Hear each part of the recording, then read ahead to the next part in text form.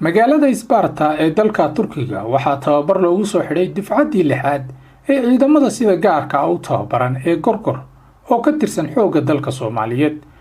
waxaa ka qayb galay munaasabadan saraakiil sare oo ka socday dowladaha Turkiga iyo Soomaaliya.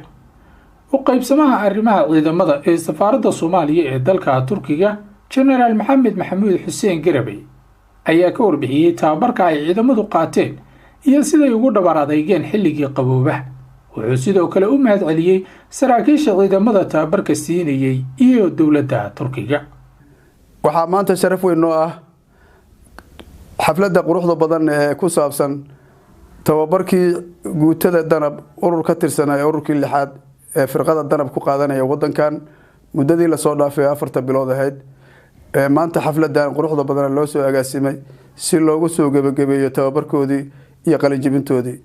waxaa sharaf weyn u ah ciidanka xoogga dalka Soomaaliyeed gaar ahaan guutada Gorgor qaybtan lixaad ee halkan ku qaadatay tababarkan khaaska ah.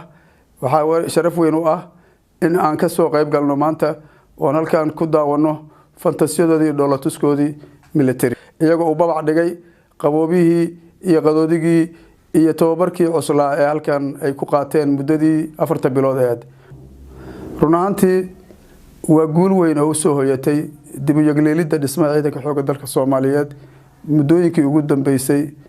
dowladdan walaalahana ee Turkiga ah ee sida deeqsinimada leh ugu hagar baxaysa dhismaha jiritaankii iyo nooleyntii soo celintii sharaftii iyo karaamadii ciidanka xoogga dalka Soomaaliyeed u tafaxaydatay isla markaasna la garab taagan tababar iyo taakuleyn iyo tilmaamba. runtii waa abaal weyn oo ummad ay u gasho ummad kale. waa abaal weyn oo ummadda Soomaaliyeed taariikh badan qalbiga ay ku hay doonto in sanad walbaba sidaan oo kale xafladan quruxda badan leh ee la soo agaasimay oo ay ka soo qayb galeen dhammaan xubnaha sarsare ciidanka qalabka sida ee wadankan macallimiintooda iyo saraakiishooda.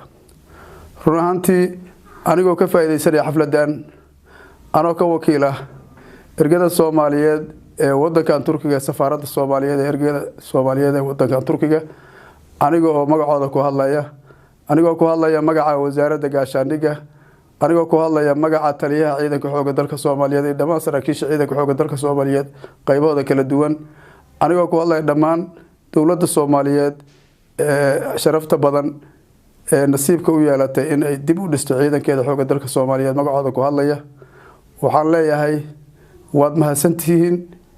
innagana waxaa nagu waajiba inaan qulubtayna ku hayno oo cilmiga iyo caqliga iyo talada wanaagsan ee halkan laga bartay aan dib ula noqono dalkayna hooyo.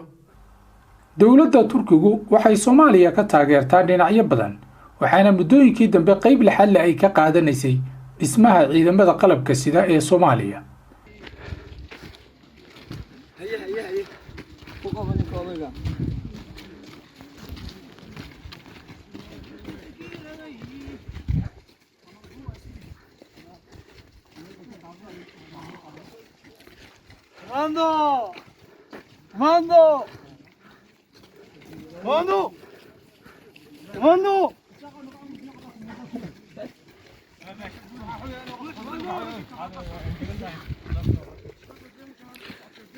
Bebek.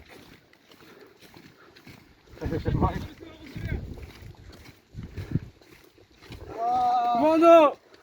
Ah, comando! Comando!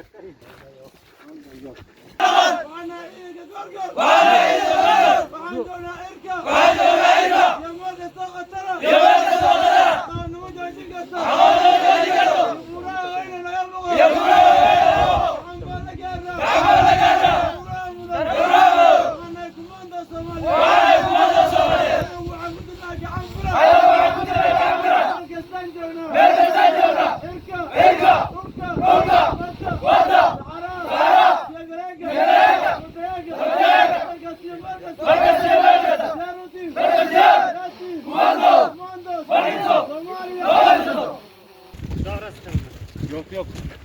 Aşağı uçtan diğer tutan çıkmaz. Omanın üstü değil, onun diğer tarafta. Ovada tarafından çık.